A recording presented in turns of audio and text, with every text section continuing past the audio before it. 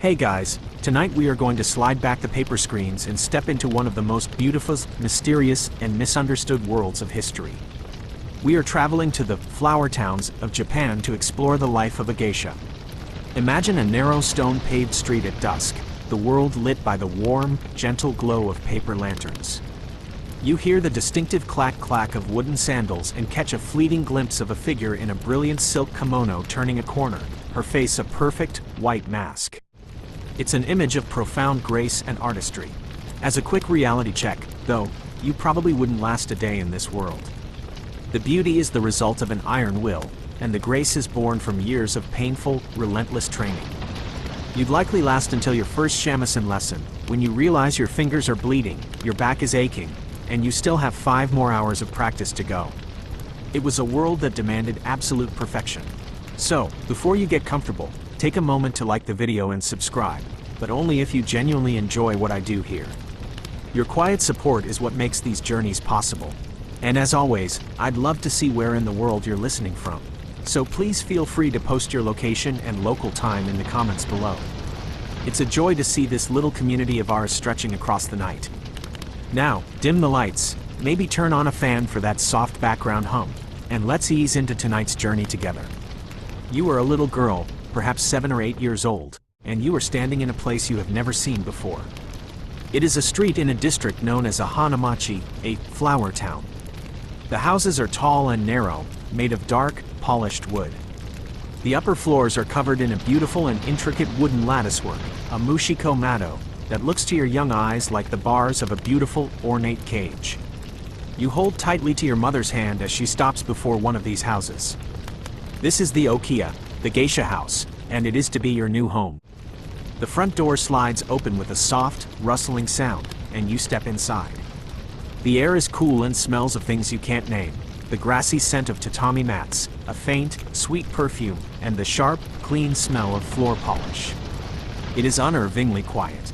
A woman appears. She is older, her face a mask of polite but firm authority. This is the Okaa-san, the mother of the house. But she is not your mother in the way you have always known.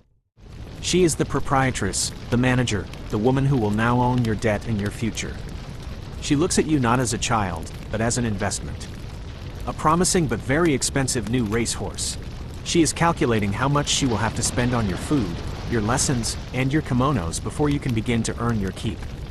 This Okiya is a unique institution. It is a home, a boarding school, a talent agency, and a creditor, all under one roof. It is a world run entirely by women, a matriarchal society existing within a fiercely patriarchal Japan.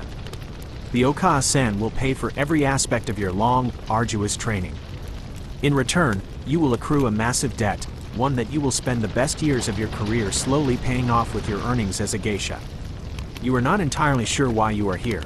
Perhaps your family, poor farmers from the countryside, could no longer afford to feed you and saw this as your only chance for a life that did not involve famine. Or perhaps your mother noticed a spark of talent in you, a quick wit or a natural grace, and believed this was a path to a life of culture and influence. Historians and sociologists still debate the circumstances under which most girls entered the Okiya. Was it typically a desperate sale by impoverished parents, a form of indentured servitude?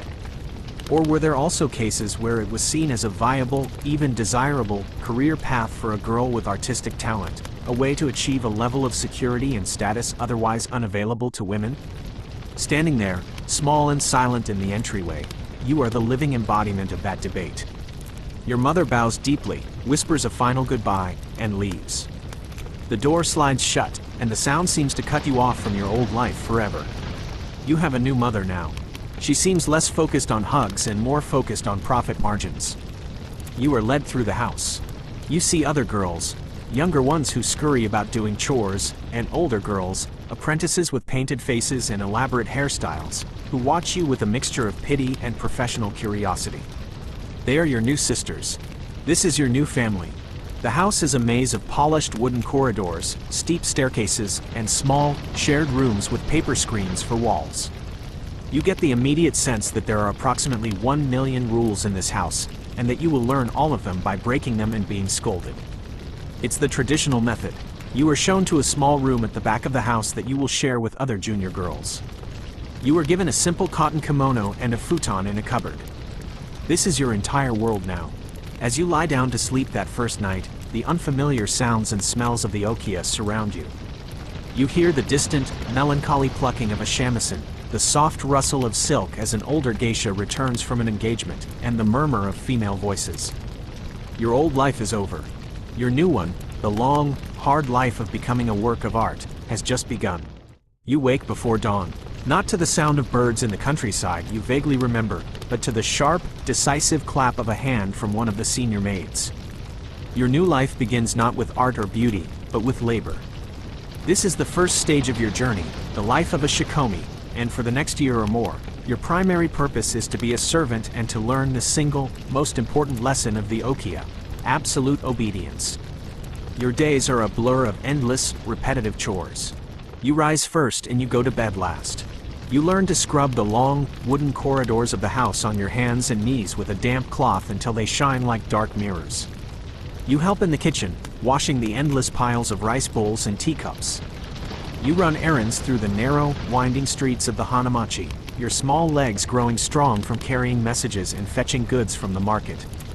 You clean the rooms, learn how to handle the precious silk kimonos of the senior geisha without snagging a thread, and you learn to be invisible, to move through the house like a silent ghost unless you are spoken to.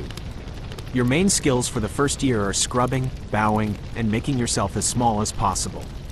You become so good at cleaning floors that you could probably find a single speck of dust in a hurricane. During this time, you are not formally taught any of the arts, but you are expected to learn through constant, passive observation. You watch how a full-fledged geisha, a gaiko, walks without seeming to move her feet. You observe the way she tilts her head when she laughs, the precise and graceful way she handles a teacup. You sit in the kitchen, mending a torn seam, and you listen to the sounds of the lesson rooms, the melancholic, twanging notes of the three-stringed shamisen, the rhythmic tap of a fan used in a dance lesson, the clear, high notes of a song being practiced over and over. These are the sounds of your future, a future that feels impossibly distant. You also have to learn a new language. The Hanamachi has its own unique dialect, a vocabulary of polite, elegant, and sometimes coded words known as karyukai katoba. You must learn to say ohia instead of mizu for water, to use the correct, deeply respectful honorifics for everyone, and to never, ever use the slang or rough speech of the outside world. It's like moving to a country that is 5 feet away from your old one, but they have a different word for soy sauce. Getting it wrong results in a sharp look from the Okaa-san, which you quickly learn is more terrifying than any physical punishment. Child development experts and historians will one day debate the psychological impact and pedagogical purpose of this shikomi stage. Was this intense period of servitude a necessary method for instilling the incredible discipline, resilience, and group-oriented mindset required for the geisha profession? Or was it a form of institutionalized hazing, a traumatic breaking-in period designed to strip away a girl's former identity and enforce her total dependency on the okia system for her survival and sense of self-worth? All you know is that it is the hardest thing you have ever done. But you endure. You learn to anticipate the needs of the senior geisha. You learn to scrub the floors perfectly, to speak the correct words, to bow at the correct angle. And one day, the Okaa-san decides that the wild, frightened girl who arrived at her door has been successfully polished into a quiet, obedient, and promising stone. You have proven yourself worthy. You are allowed to take the next step. You will become a maiko, an apprentice geisha. This is a momentous occasion. You are assigned an older sister, or oni-san, a senior geisha from your okia who will become your mentor and guide. In a small, formal ceremony, you share a ritual cup of sake with her, binding you together. Her reputation will now be linked to yours. She will take you with her to the tea houses, teach you how to navigate the complex social world of your clients, and her name will lend you credibility. You have been promoted from floor scrubber 3rd class to trainee work of art.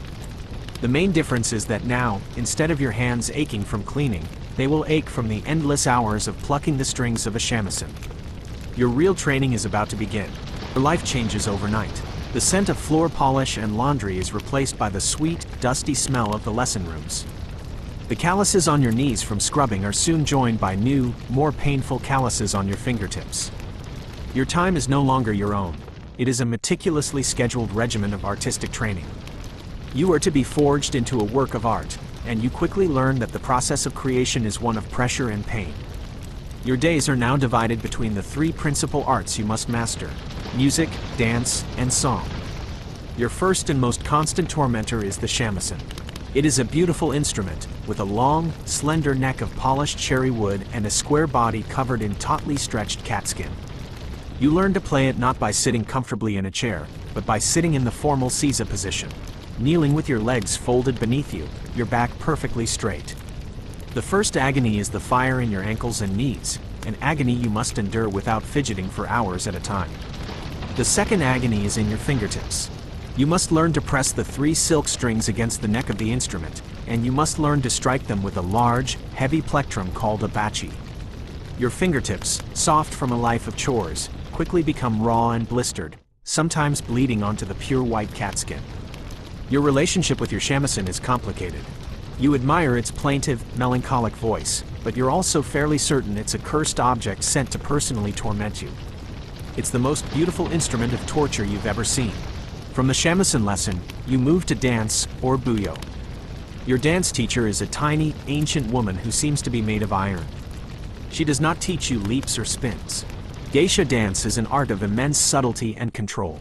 It is about the graceful turn of a wrist, the delicate inclination of the neck, the story told by a single, flowing movement of a sleeve. The dances themselves are often narrative, telling stories from famous poems or historical events. A flutter of your fan can represent the shedding of a tear. A slow, deliberate turn can signify a long journey. You learn that your fan is not just for creating a breeze. It can be a sword, a sake bottle, a paintbrush, or the moon. Right now, mostly, it's a clumsy piece of wood that you keep dropping. You have yet to master moon. To teach you the correct posture, a kind of gliding walk with the knees slightly bent, your teacher might place a single piece of paper between your knees and expect you to complete an entire dance sequence without letting it fall. It is an exercise in excruciating muscle control, all performed while maintaining a perfectly serene and detached expression on your face. Then there is singing. You learn the kutra, or short songs. They are the heart of the geisha's repertoire, poetic verses filled with clever double meanings, allusions to classic literature, and tales of fleeting love and quiet sorrow. The vocal style is nothing like the open-throated singing of the West. It is a controlled, high-pitched sound that you must produce from the back of your throat, a technique that requires immense breath control and precision. You spend hours practicing a single phrase, aiming for the perfect, clean note, your teacher correcting you with a sharp rap of her fan for every waver. Art historians and cultural critics still debate whether the arts of the geisha should be classified as a true art in the Western sense, or as a highly refined craft. Is it a form of genuine, personal artistic expression, a way for the geisha to express her own soul? Or is it a craft, where the goal is not self-expression but the perfect, flawless repetition and preservation of traditional forms, an impeccable performance delivered to please a client rather than to challenge an audience? As you repeat the same dance step for the 100th time, your muscles screaming in protest, it certainly feels less like self-expression and more like a very, very difficult job. Your new life is a whirlwind of artistic agony. Your back hurts from seiza, your fingers hurt from the shamisen, and your head hurts from trying to memorize song lyrics about 14th century love affairs. You fall onto your futon each night in a state of complete physical and mental exhaustion. But as you drift off to sleep, you can hear the faint echo of a melody in your mind, and you can feel the ghost of a dance movement in your tired limbs. The pain is immense, but it is purposeful. You are being broken down, yes, but you are also being rebuilt into something new. The aches in your body become a part of your daily existence, a dull, constant companion. But you soon learn that the training of your body is only half the battle. A geisha's greatest instrument is not her shamisen, but her mind. You have learned to move gracefully, but now you must learn to think beautifully.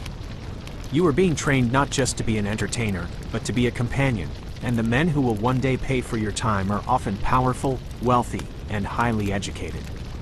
Your job will be to make them feel relaxed, amused, and utterly charmed.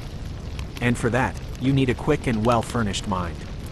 Your education begins with the basics. You are taught to read and write, skills that are by no means universal for women in this era. Your lessons are not just about forming the characters, They are about understanding the deep well of Japanese and Chinese literature from which all sophisticated conversation flows. You spend long afternoons memorizing the classic poets, learning to recognize a subtle allusion to a famous tale or to cap a client's verse with a clever one of your own. Your head, already filled with song lyrics and dance steps, must now also find room for centuries of poetry. This literary training is paired with the art of calligraphy, or shadow. You learn the meditative ritual of grinding a solid ink stick against a stone with a little water, creating the perfect, glossy black ink. You are taught how to hold the bamboo brush, how to load it with ink, and how to use the pressure of your wrist and arm to create a line that is both strong and delicate. You practice a single character over and over, hundreds of times, until the stroke is perfect, a small work of art in itself. You spend your mornings with aching fingers from the shamisen, and your afternoons with an ink-stained nose from calligraphy practice.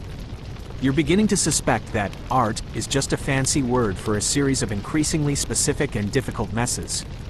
But a geisha must be more than just a poet. She must be fun. You are taught a variety of parlor games to amuse your clients. Some are simple drinking games. Others are far more complex and refined. You might be taught the incense game, or kodo. This is a highly sophisticated pastime where small pieces of aromatic wood are heated on a special burner, and the participants must identify the different fragrances, often grouping them according to themes from classic literature. It's a game where you sniff smoke and try to guess if the scent is Wistful Autumn Regret or The Emperor's Lonely Tuesday. It's incredibly difficult and requires a sensitive nose and a literary soul. Mostly, you just feel like you have a stuffy nose, but you learn to pretend you can smell the subtle difference between longing and pine tree. Crucially, you are also trained to be well informed. A geisha is expected to read the news of the day and to have a working knowledge of politics, business, and the latest trends in art and theater. Her clients are powerful men who may come to the tea house to escape the pressures of their world, but they also come to speak freely about it. You must be able to follow their conversations, to ask intelligent questions, and to offer a witty, insightful, but always deferential opinion. You are becoming a unique combination of entertainer, therapist, and well-informed confidant. Your job is to make some of the most powerful men in Japan feel like they are the most brilliant, charming poets in the world. It requires a level of acting skill that would win awards in another century. Historians of gender still debate the unique intellectual position of the geisha in Japanese society. Were they an anomaly, a class of women permitted and even encouraged to be educated and witty specifically because they existed outside the traditional family structure and posed no threat to the conventional domestic roles of wives? Or does their existence suggest a broader, if unacknowledged, appreciation for female intellect that was simply channeled into this specific, non-threatening profession? As you lie on your futon at night, your mind is a chaotic swirl of new information. A line from a classic poem, the proper way to hold an ink brush, the name of the shogun's new advisor, the subtle difference between two types of incense.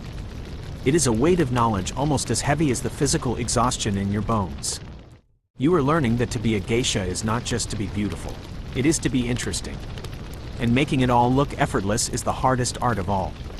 The years of your apprenticeship pass in this blur of mental and physical training.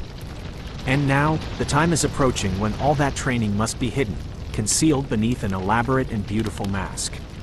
The raw effort must vanish, replaced by an image of effortless grace. You must learn to become the living work of art your clients expect. This transformation is a long, intricate, and often painful ritual in itself. It begins with your face. You sit perfectly still as one of the older sisters begins the process of applying the traditional white makeup, the oshiroi. A thick, heavy wax, the binsuke bura, is first applied to your skin to help the makeup adhere. Then comes the white paste itself. Originally made with a toxic lead powder, it is now a safer rice-based concoction, but it feels just as heavy.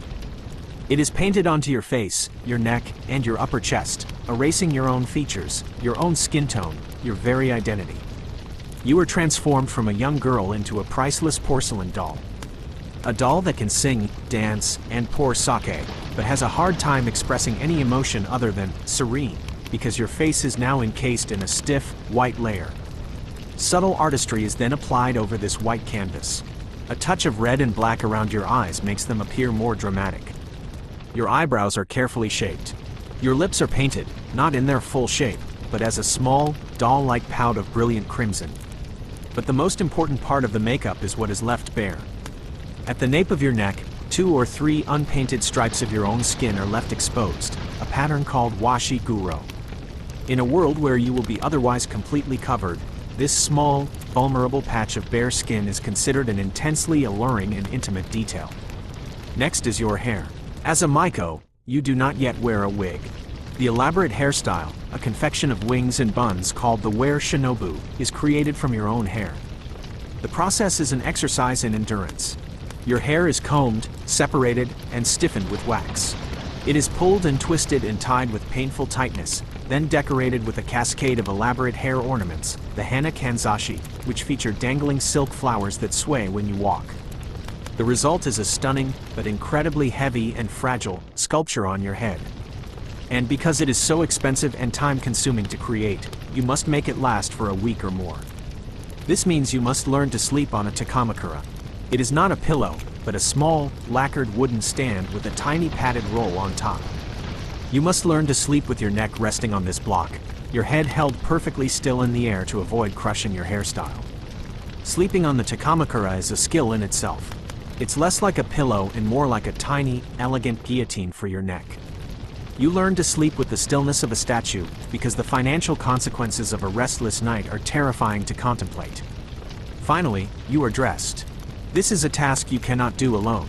It requires the skilled hands of a professional male dresser, the otokoshi. He wraps you in layers of underrobes, before finally clothing you in the magnificent kimono of a Maiko. It is a furry soda, a kimono with long, sweeping sleeves that hang almost to the floor, made of brightly colored, exquisitely patterned silk. It is breathtakingly beautiful and breathtakingly heavy.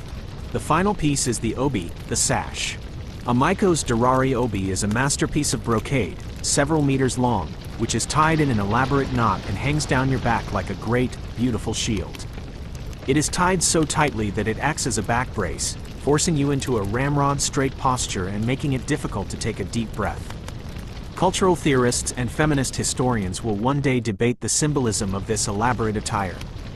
Is it a celebration of youthful beauty, a living canvas for the highest forms of Japanese textile art?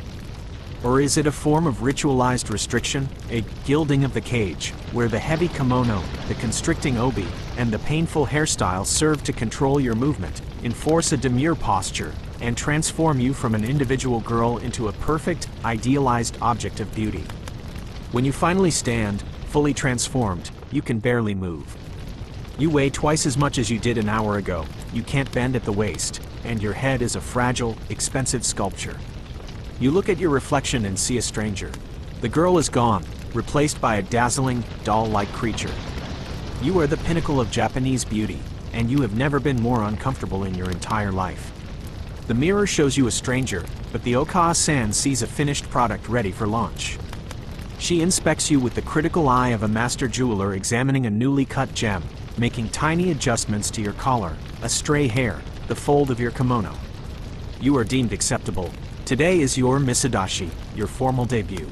It is the day you are officially presented to the world of the Hanamachi.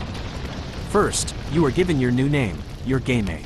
It is a professional name, carefully chosen by the Okaa-san, and it often contains a character from your designated older sister's name, linking you to her lineage and reputation. You are no longer the girl with a simple childhood name. You are now Amiko, Little Plum Blossom, or Kikuyu, Chrysanthemum Joy.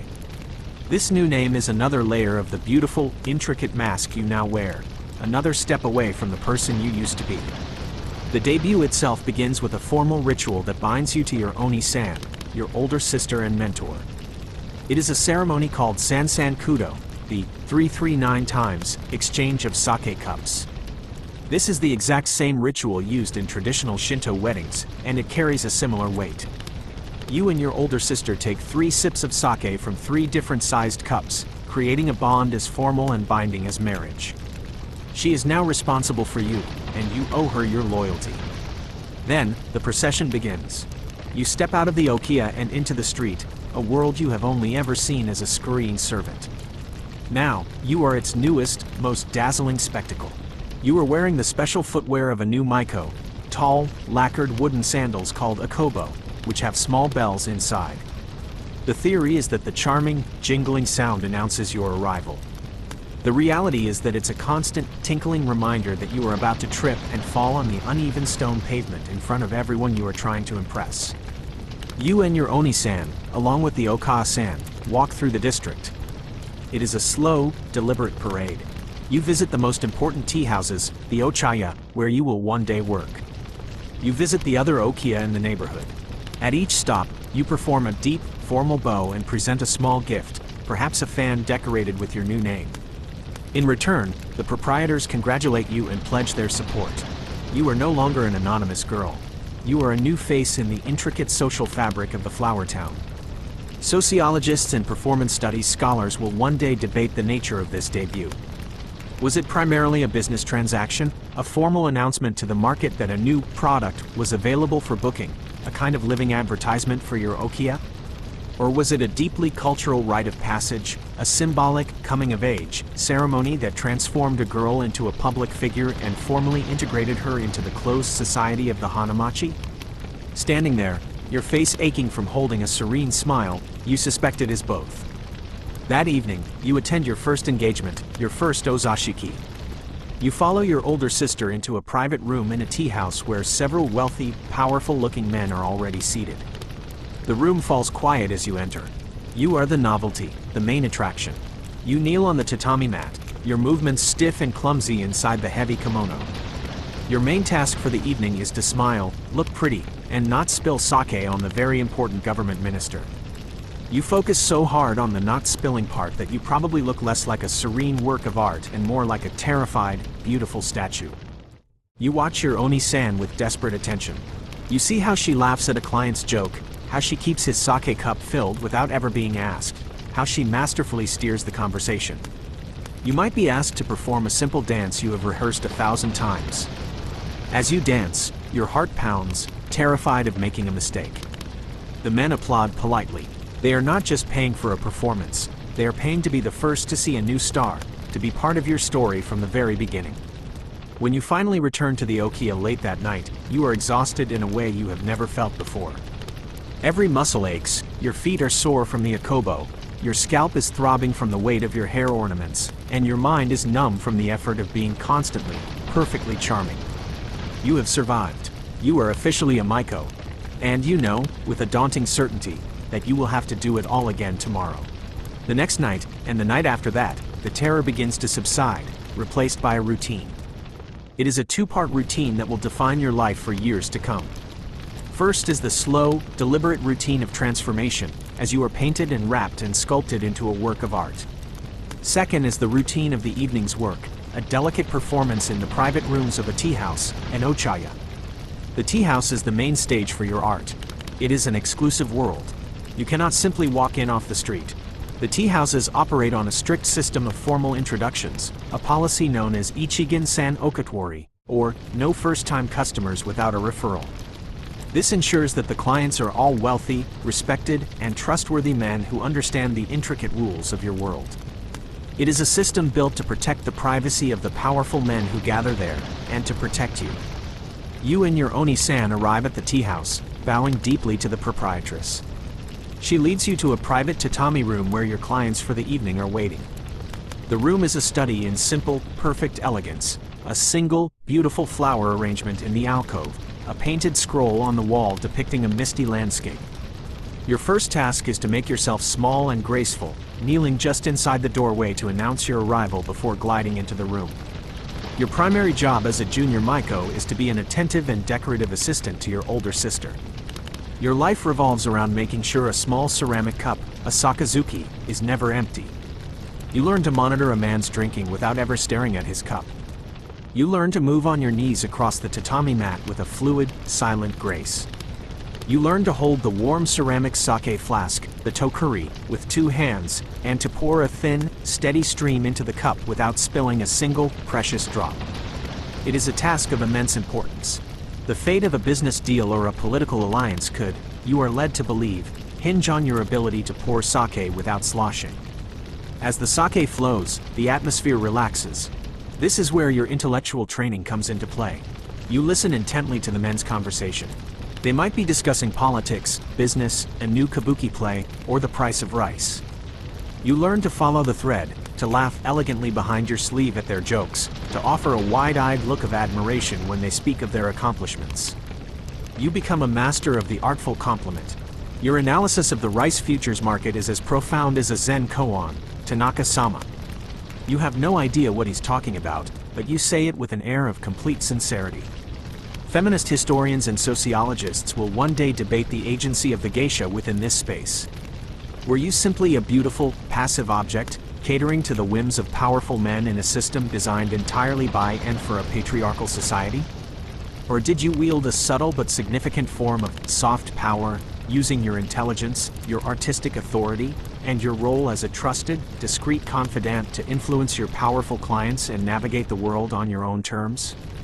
As you pour sake for the finance minister, you feel that you are both at once, an object of art and a keenly observant wielder of influence. Later in the evening, after the meal, comes the entertainment. You might lead the guests in a simple parlor game. Your Oni-san might take up her shamisen and begin to play a familiar song. This is your cue. You rise and perform one of the dances you have practiced to the point of exhaustion. In the small, intimate space, with the rich clients watching your every move, your performance takes on a focused intensity. The rustle of your silk sleeves is the only sound apart from the shamisen. As the evening winds down, the final bill is calculated, though no money ever changes hands in the tea house. That would be considered vulgar. The cost of the food, the drink, and the time of both you and your older sister, measured by how many expensive incense sticks have burned down during your engagement, is recorded by the tea house mother. The enormous bill will be quietly sent to the patron's office or home at the end of the month. The clients leave, happy and relaxed. You and your sister see them off with deep bows. The tea house falls quiet. The walk home through the empty, lantern-lit streets of the Hanamachi is a moment of profound peace. You are tired, your smile is aching, but you have done your job well. You created a perfect, fleeting world of beauty and charm for a few hours. And tomorrow, you will do it all again. The tea house engagement is over, but your night is not. The walk home is a journey through your world in its true element, the night. The Hanamachi, the flower town, which is quiet and sleepy by day, comes alive after dark. The paper lanterns hanging outside each tea house and okiya cast a warm, honeyed glow on the dark, wet stones of the street. The sound of your Hayakobo sandals is a soft, jingling rhythm in the quiet air.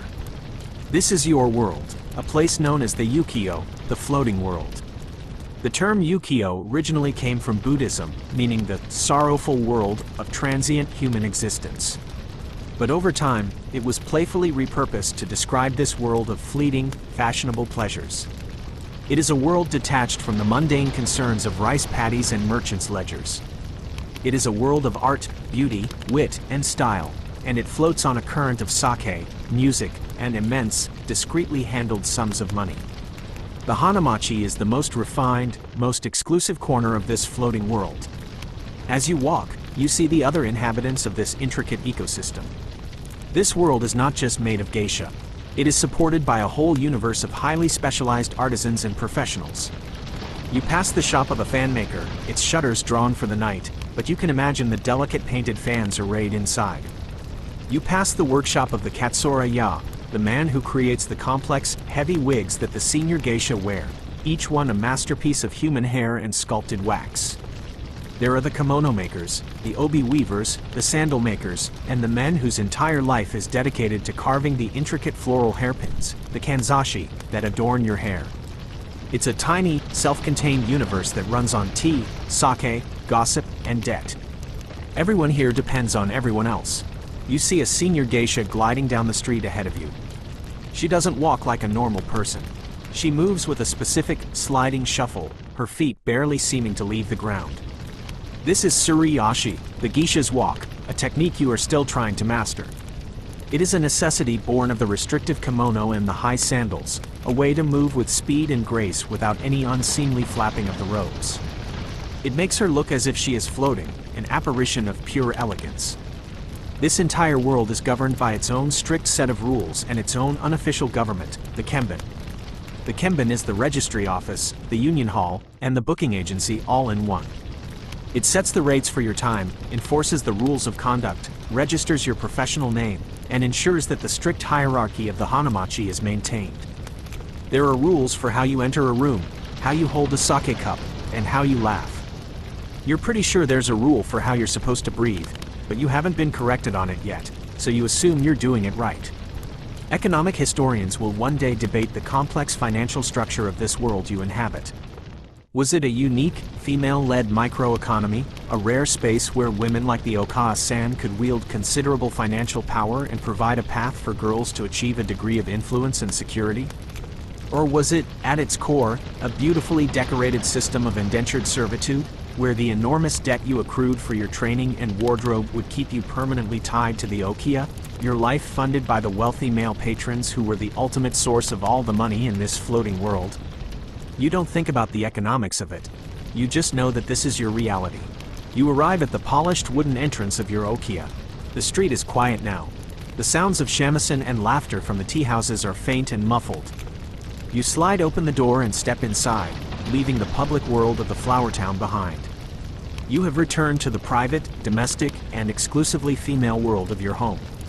You are a star in the floating world, but you are also a cog in a beautiful, complex, and relentlessly demanding machine. Back in the okia, the performance is not yet over. Now you must undergo the slow, careful process of deconstruction, of being unwrapped from the priceless work of art you have been wearing all night. A senior maid helps you. The great, heavy brocade of the Darari obi is carefully untied, its intricate knot undone. The many silk cords and sashes that hold it in place are removed. The outer kimono, a garment that might be worth more than the entire house you grew up in, is slid carefully from your shoulders. It is immediately hung on a special rack, an iko, so that it can air out and the fabric can relax. To leave such a garment in a heap on the floor would be an unthinkable crime. Your kimono is not merely a piece of clothing. It is a story, a poem, a calendar. Every aspect of it is laden with meaning. The patterns and colors are strictly dictated by the seasons. In the spring, your kimonos are adorned with delicate cherry blossoms or fluttering butterflies. In the summer, you might wear a pattern of rushing water or irises to evoke a feeling of coolness. Autumn brings the rich colors of maple leaves, while the deep of winter is represented by plum blossoms, pine trees, or bamboo, symbols of resilience that flourish in the cold. To wear a kimono with a cherry blossom motif in September would be a sign of profound ignorance, a major social blunder in a world that trades on subtlety and refinement. The motifs carry deeper symbolism as well. Cranes represent longevity and good fortune. Pine trees signify endurance. A pattern of folding fans might suggest the unfolding of a happy future. You learn to read this language of silk, to understand what each garment is meant to communicate. You are essentially a walking, talking, dancing display case for the Okawa-san's most valuable assets. Your main job is not to spill anything on said assets. As a maiko, one of the most important signifiers of your status is worn right at your neck. The collar of the underrobe, or nagajuban, that is visible above your kimono's neckline is a brilliant, embroidered red. This red collar is the mark of an apprentice. Only a full-fledged geisha, a gaiko, wears a pure, unadorned white collar. The day you finally turn the collar, or erike, is the day you graduate. This small strip of fabric is one of the most powerful symbols in your world, a clear and public signal of your rank and experience. Design historians and semioticians will one day debate how consciously this language of the kimono was read by the male patrons.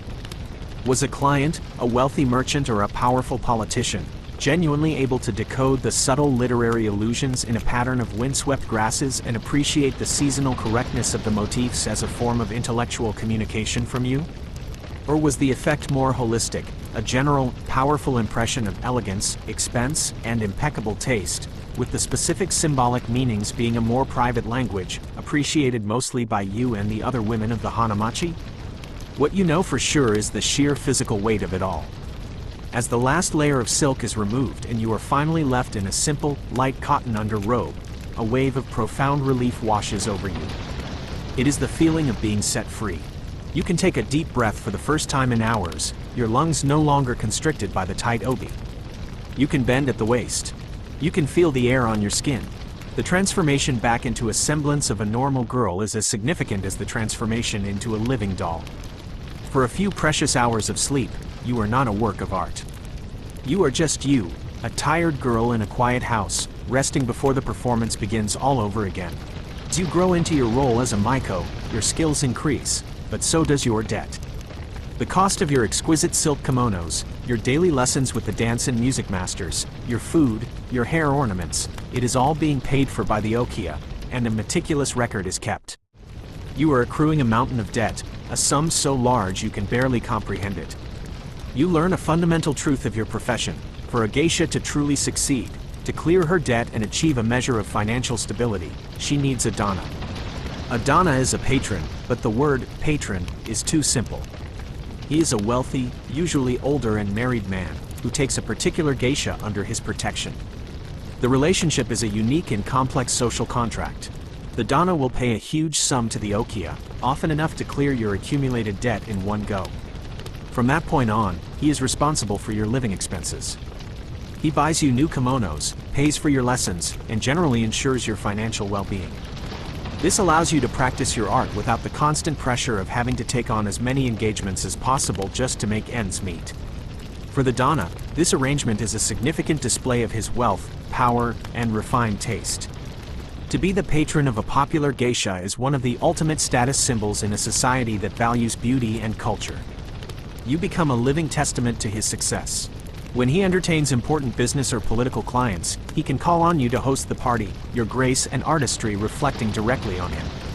You learn that you are a reflection of your dana's taste. If you wear a beautiful kimono, it shows he is a man of culture. If you tell a clever joke, it shows he is a man who appreciates wit. If you fall down the stairs, well, you try very hard not to fall down the stairs. This relationship is not marriage, nor is it prostitution, the domain of the courtesans in the pleasure quarters. While an intimate, romantic relationship was often a part of the arrangement, it was not its sole purpose. The bond was one of long-term companionship, artistic support, and social partnership. Finding a dana is the most important business decision of your life. It's a bit like choosing a corporate sponsor, if that sponsor also expected you to be able to recite 14th century poetry on demand. Historically, the process of acquiring your first dana was often linked to a coming-of-age ceremony for a Maiko known as mazuage. This was a formal, ritualized event where a Maiko's virginity was, in essence, sold to the highest bidder among a small group of trusted and wealthy patrons. The enormous sum paid for this honor would go to the Okiya, making a huge dent in your debt and marking your transition to sexual maturity within the closed world of the Hanamachi. This practice, complex and controversial, was a formal and transactional part of the life cycle for many apprentices in certain eras, before it was finally abolished. Historians and anthropologists still debate the true nature of the dana relationship. Was it primarily a cold, calculated financial arrangement, an investment in an asset by the man and a bid for security by the woman? Or could it also encompass genuine affection, deep companionship, and a form of non-traditional love? A powerful bond that existed outside the rigid social confines of marriage? How much agency did a geisha have in this process, and how often was she simply a pawn in the negotiations between her Oka-san and a wealthy patron? As you become a more senior and popular Maiko, you become aware of this process beginning around you. You notice a particular client, a wealthy silk merchant perhaps, who requests your presence more and more often. He sends expensive gifts to the Okiya. Your Oka-san begins to have quiet, serious meetings. You are not a direct party to these negotiations. You are the beautiful, talented prize being discussed. Your future, your freedom from debt, the shape of your career, and the nature of your most important personal relationship is being decided for you in quiet rooms, over cups of tea. The end of your apprenticeship is in sight, and the beginning of your life as a woman of the Hanamachi is about to be secured. While your future is being quietly negotiated in tea rooms and private parlors, your daily life continues within the walls of the Okiya. This house is your only real home, and the women within it are your only real family, a family that is far more complicated, and far more demanding, than the one you left behind. It is a world of intense female relationships, a delicate ecosystem of sisters, rivals, and the formidable woman who rules you all. At the absolute center of this universe is the Oka-san, the mother of the house. Your relationship with her is the most complex of your life. She is the woman who saved you from a life of rural poverty, and also the woman who owns your enormous debt.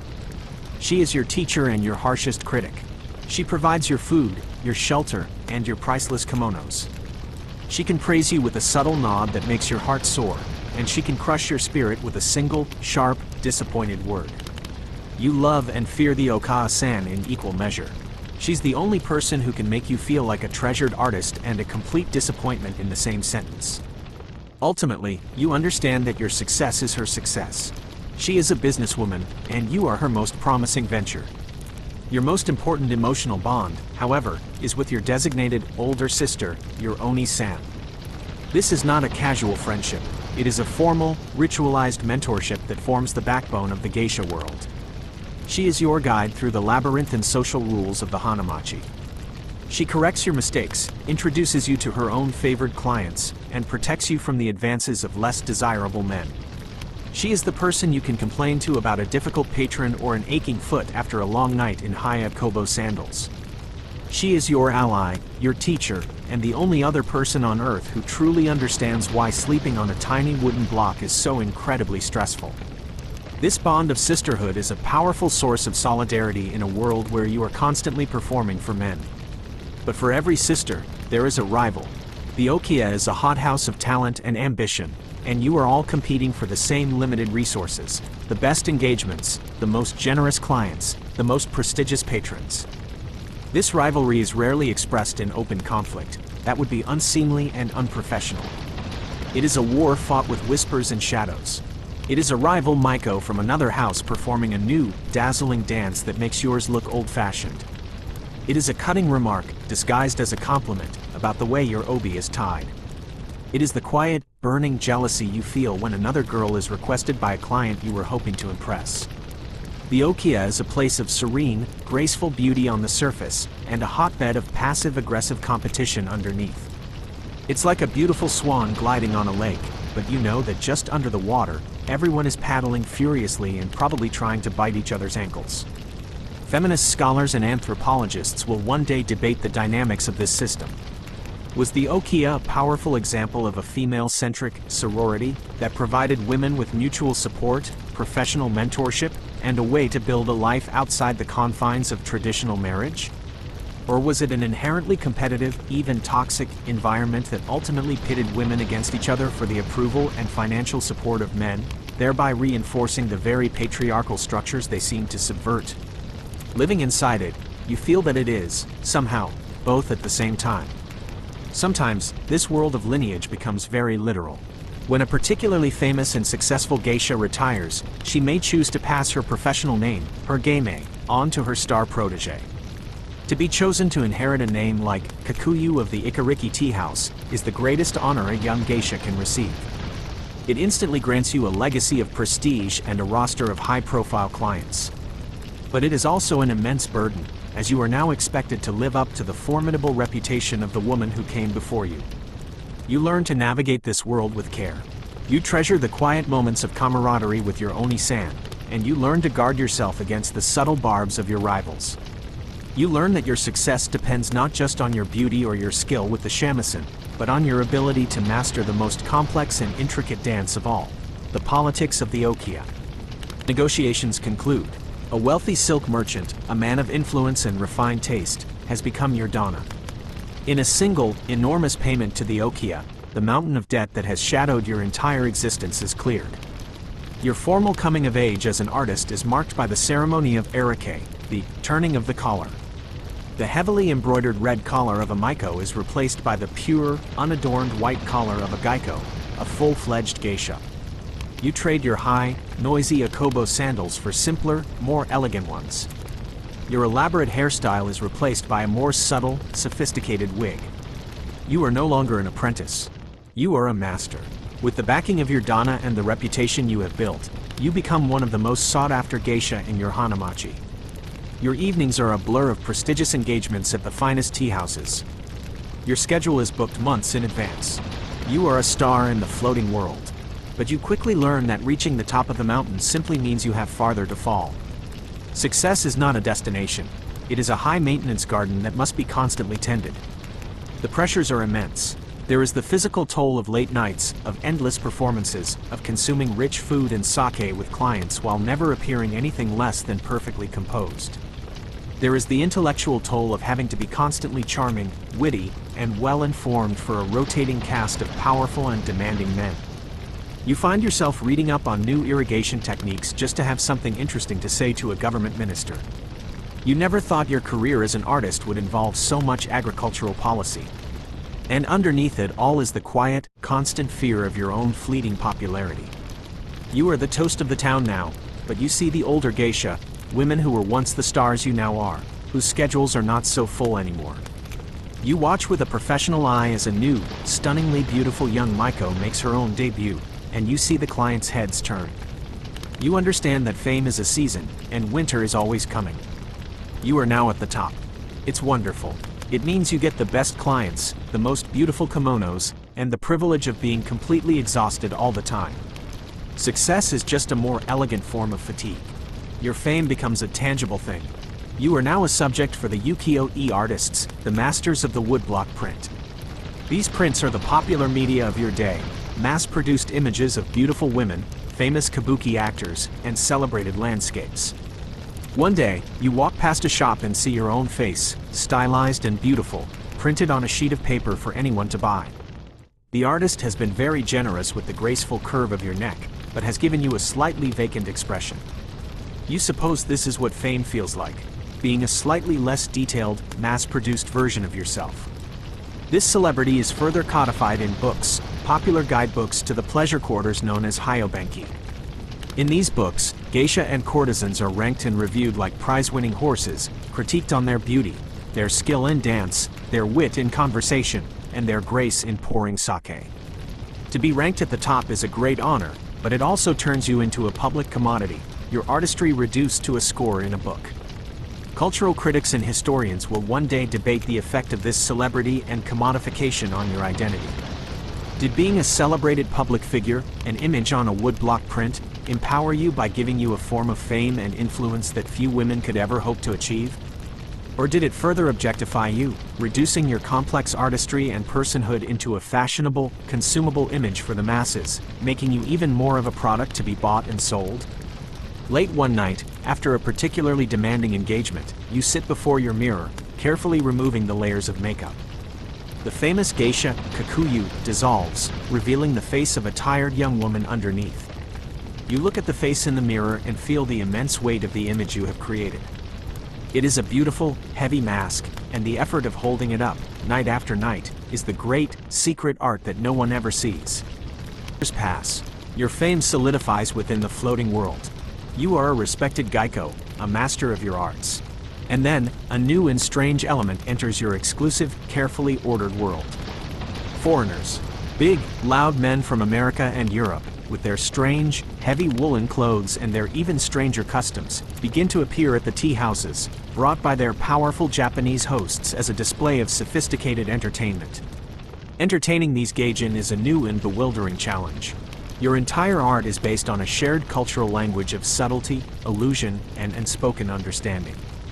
The jokes you tell rely on puns that don't translate. The songs you sing are filled with references to classic poems they have never read. The sorrow in a dance movement is lost on them. They stare at you with a kind of intense, fascinated curiosity, but it is the look of a naturalist examining a beautiful, exotic butterfly. They see the beauty of the specimen, but they do not understand the world it comes from. You try to explain to a French diplomat that your job is art. He nods politely, but he has a look in his eye that suggests his definition of art is somewhat different from yours. And with these foreigners comes a great, persistent, and wearying misunderstanding. In their world, a woman who entertains men for a living with beauty and charm is understood to be something else entirely. They begin to confuse you, a geisha, an art person, with the courtesans of the licensed pleasure quarters. You find yourself silently, patiently, trying to correct this assumption. You understand the distinction intimately. A geisha's purpose is to entertain with her artistic skill. She sells her art, not her body.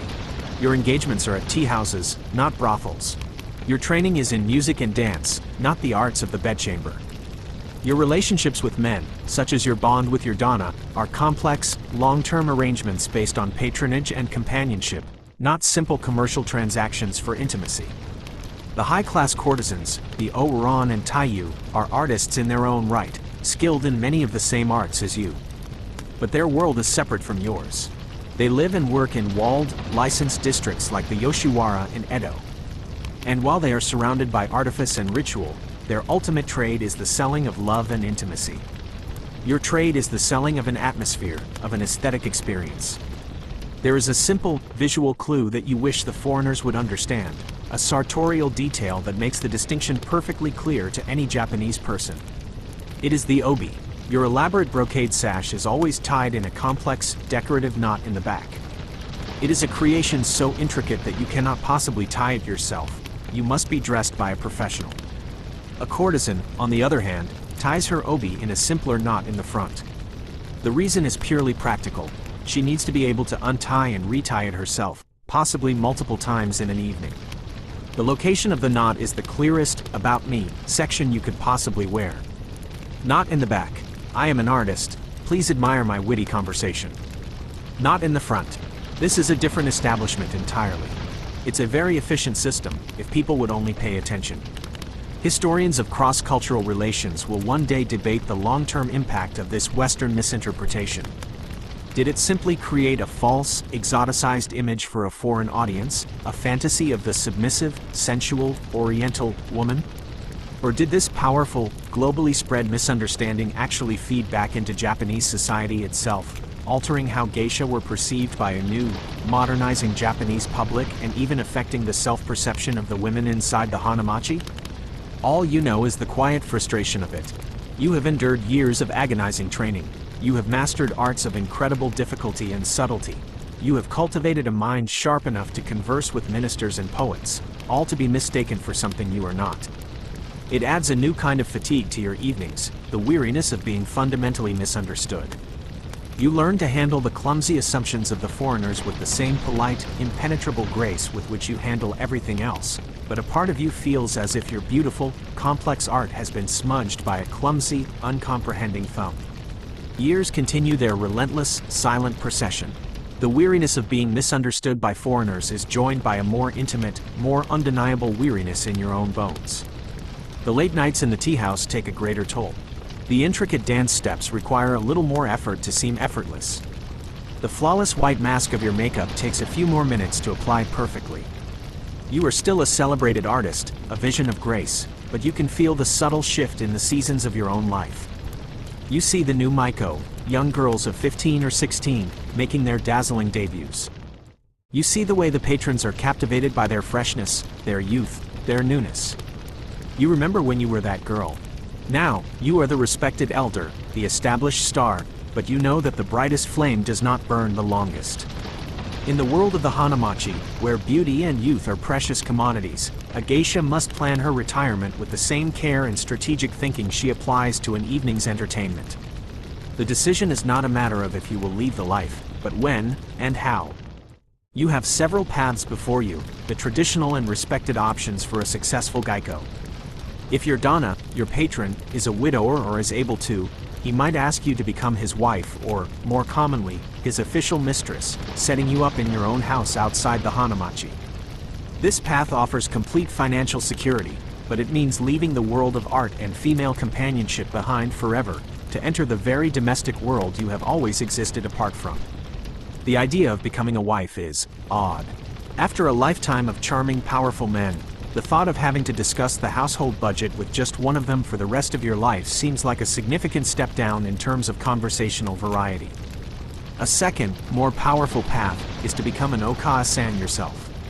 With the help of your savings and perhaps a final, generous gift from your dana, you could purchase an okiya and become its proprietress. You would go from being the talent to being the manager. You would train the next generation of girls, negotiating with patrons, managing debts, and ruling over your own small, female-led dynasty. It is a path of great respect and authority, but also one of immense financial risk and the daily stress of managing ambitious, competitive young women. You look at the fresh young Maiko in your own house and feel a complex mixture of pride, nostalgia, and the strong urge to tell her that her obi isn't tied quite right. You realize you are slowly turning into your own okaa-san. A third path offers a quieter kind of peace. You could retire from entertaining at parties but remain within the Hanamachi as a teacher. You could dedicate your remaining years to instructing young Maiko in dance, or the shamisen, or the delicate art of the tea ceremony.